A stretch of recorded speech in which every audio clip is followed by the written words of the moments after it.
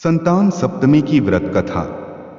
नमस्कार दोस्तों, हिंदू धर्म के मुख्य व्रतों की कड़ी में आज हम आपके लिए लेकर आए हैं संतान सप्तमी के व्रत की कथा। यह व्रत स्त्रियां संतान प्राप्ति के लिए और माताएं अपने बच्चों की सुरक्षा और सुखमय जीवन के लिए करती हैं। इस पावन व्रत की कथा सुनने के लिए आप इस वीडियो को अंत तक अवश्य देखें।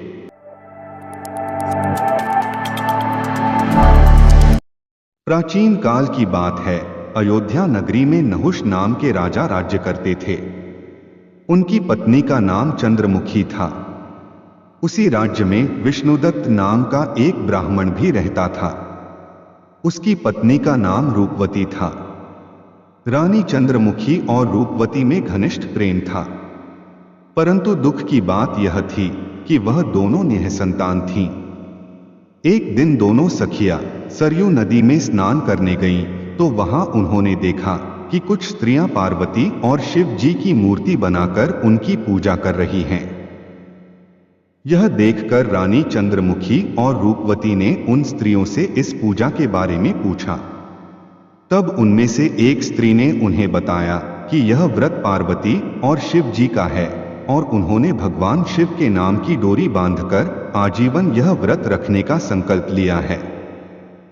उसने आगे इस व्रत के बारे में बताते हुए कहा कि यह व्रत सुख, समृद्धि तथा संतान प्राप्ति के लिए किया जाता है।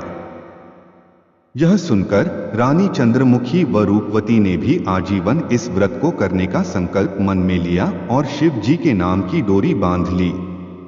लेकिन कुछ समय पश्चात वे दोनों इस संकल्प को भूल गईं। इसके परिणाम स्वरूप मृत्यु के पश्चात रानी चंद्रमुखी को एक वानरी तथा रूपवती को एक मुर्गी की योनि प्राप्त हुई।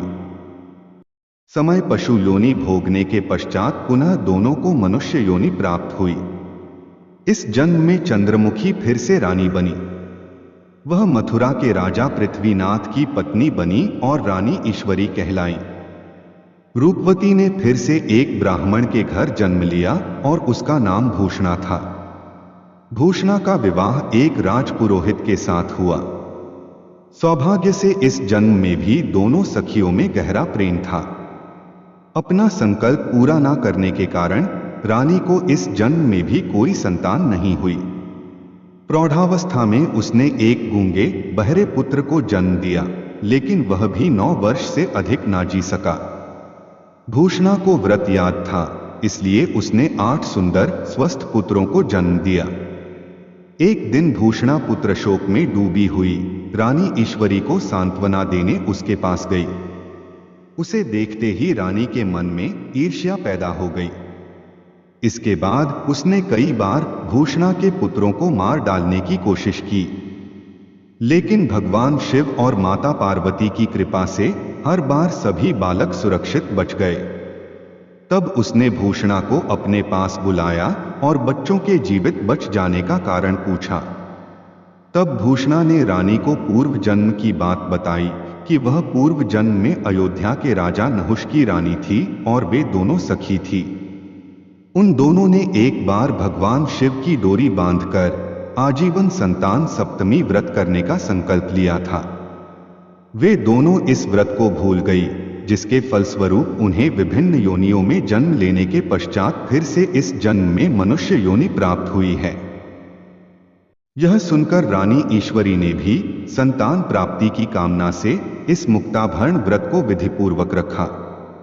शिव जी और माता पार्वती की कृपा से रानी ईश्वरी भी गर्भवती हो गईं और उसने एक सुंदर बालक को जन्म दिया। उसी दिन से संतान प्राप्ति के लिए यह व्रत रखा जाने लगा। तो ये थी संतान सप्तमी व्रत की कथा।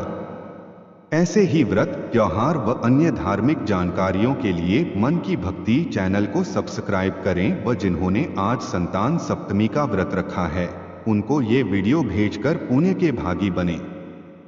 धन्यवाद।